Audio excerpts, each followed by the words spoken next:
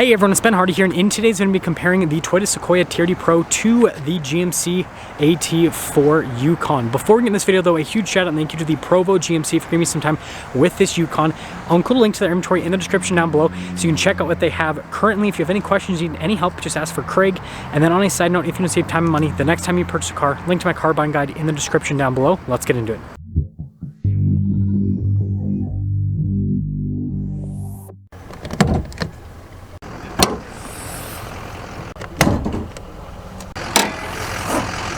Under the hood, we have a naturally aspirated 6.2 liter V8 that goes through a 10-speed automatic transmission. It is good for 14 around town and then 18 on the highway when it comes to fuel economy. Power outputs are 420 horsepower and then 460 pound-feet of torque. And then comparing that to the Sequoia, which has a hybrid twin-turbo 3.5 liter V6 that goes through a 10-speed automatic transmission. Total system output with this is 437 horsepower and then 583 pound-feet of torque, with fuel economy being 19 around town and then 22 on the highway.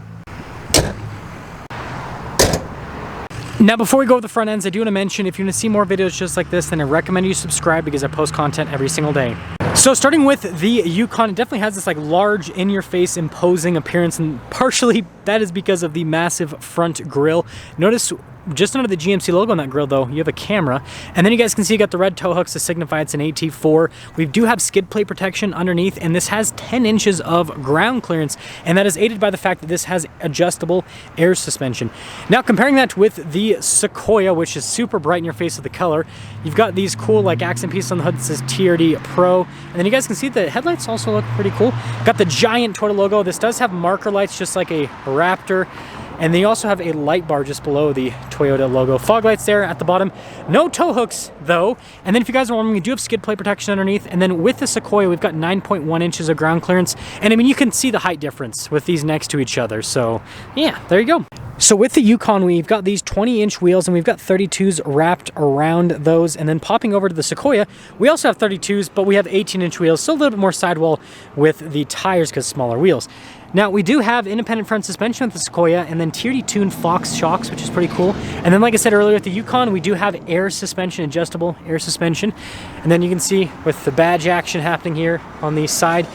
Power side steps with the Yukon. Sequoia has these fixed side steps. And then we've got like the trailer mirrors in the Sequoia, which do look kind of funky, whereas the Yukon just has more traditional mirrors. And then you'll notice with the Yukon, no fender flares, whereas the Sequoia does have fender flares, and they've got a marker light on them, but then also camo print as well, which I think looks pretty cool overall. And then notice at the roof, you've got like a full-on rack with the Sequoia, whereas with the Yukon, you just have the roof rails. Now, you can't really see it, but we have a solid rear axle with the Sequoia, whereas we have independent rear suspension with the Yukon. Now, when it comes to the key fobs, functionality is pretty similar with the Sequoia. To remote start it, you do have to spam the lock button and hold it down, whereas with the Yukon, it's a little bit more straightforward. But notice you can also open up the glass with the key fob with the Yukon, whereas with the Sequoia, you've got a button on the outside to do that. Now, when it comes to cargo space, there's a pretty big difference. So first off, with the Sequoia, you guys can see you've got like this portion of the loading floor, which is lower, but then they give you this shelf to kind of mitigate that. And then you have these seats, which you can move backwards and forwards on a track system, which is kind of interesting. But again, they're on like a different level, and notice with them folded down, the storage is definitely interesting. Whereas with the Yukon, first off, you can get this in an XL version. You cannot get the Sequoia in an XL version, so this has way more storage behind the third row, and then you can also fold the third row down for more storage, and it just folds down flat. And look how fast this is actually. Boom. And it's down. It's a pretty insanely quick process. So both of them have third rows, but I suppose not all third rows are created equally.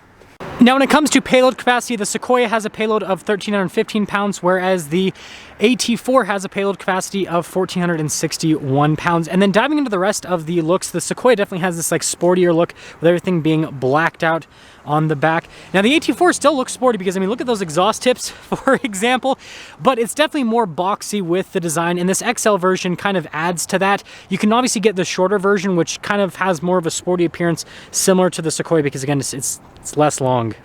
Now, popping inside of the rear of the Sequoia here, first off, you guys can see with the door panel, really nice padding here, and then notice got a sunshade for the back, really cool red stitching throughout. And then we've got these seats with more red stitching. You got the camo print here in the center, and let's actually pop in. So, you guys will notice legroom back here is great. Headroom's also great. We got a little storage pocket, got some cup holder action. We've got our own climate zone here in the rear, as well as some charging ports. Now with the third row, because like, look at this, you can see there's a hump here and it's raised here in the back. Your legs kind of like basically pop up like this, if that makes sense. So you can fit back there from a headroom perspective, but then legroom is not the greatest. Now with the Yukon, first off, power side steps, that's nice. You can see they've definitely gone for more of like a luxury appearance with the interior and the door panel. I mean, that continues with the seats as well. I mean, look at that. Definitely more luxury-like. And stepping in, I'd say the legroom's pretty similar with both these for the second row. This might be a little bit more spacious. And then you guys can see cup holders, got our climate controls, heated seats, and then you can see that you got a little charging port down below that, or a full outlet actually.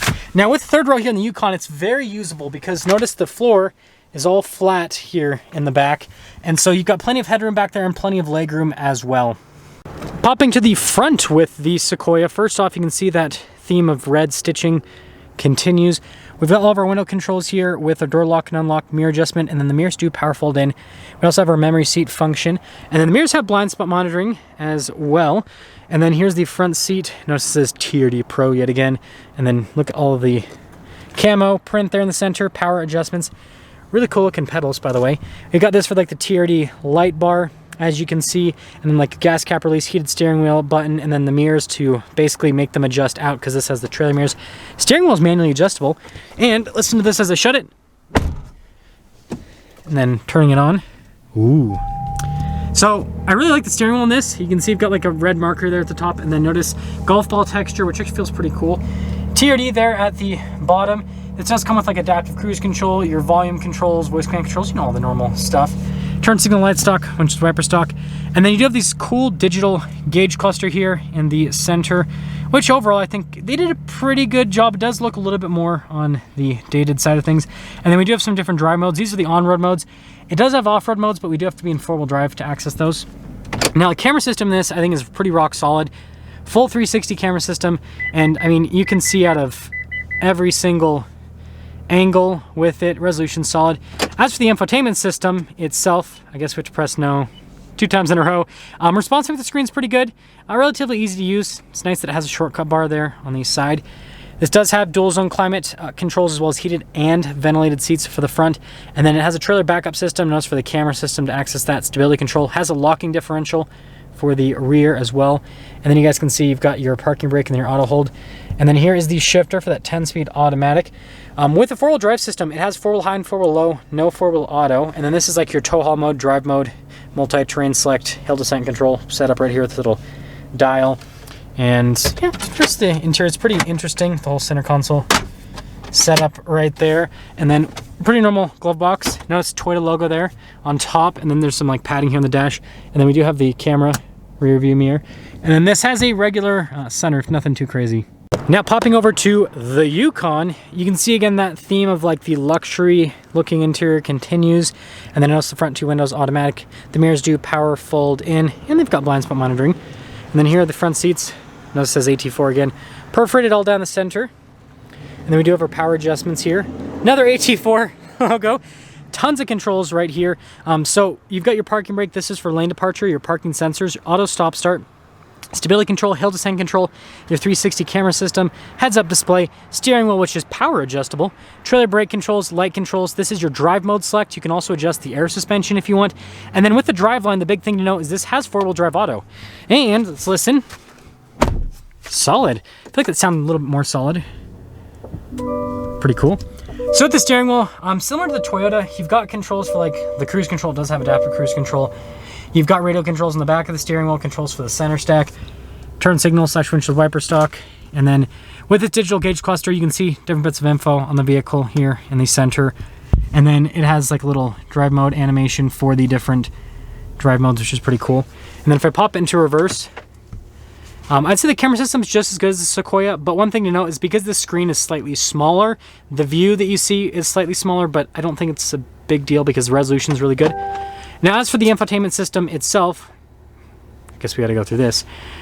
First off, shortcut bar here on the side, and then you guys can see here in the center, response time's great. It does have Android Auto and Apple CarPlay.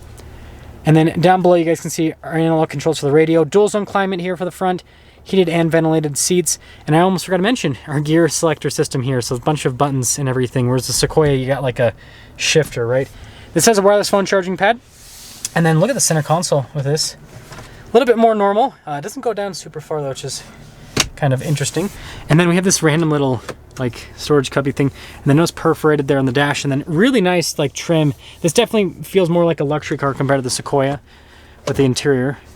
And then just regular mirror, and then this one actually has a panoramic sunroof here at the top. Now when it comes to pricing, the Yukon stickers for about $86,000, and then that Sequoia stickers for about $80,000. So I want you guys to let me know which one of these you would pick, whether it's the Yukon or the Sequoia. I feel like the Yukon definitely feels more like on the luxury side, and it does drive like that as well. Again, the air suspension and everything makes the Yukon drive more like a luxury car, whereas the Sequoia is kind of more truck-like. Again, it has a solid rear axle still, and it's got that more utilitarian themed interior. So there's obviously pluses and minuses to both of them, but let me know which one you guys like the most. And again, a huge shout out and thank you to the Provo GMC for giving me some time with this Yukon. Check out the inventory in the description down below. I'll see you.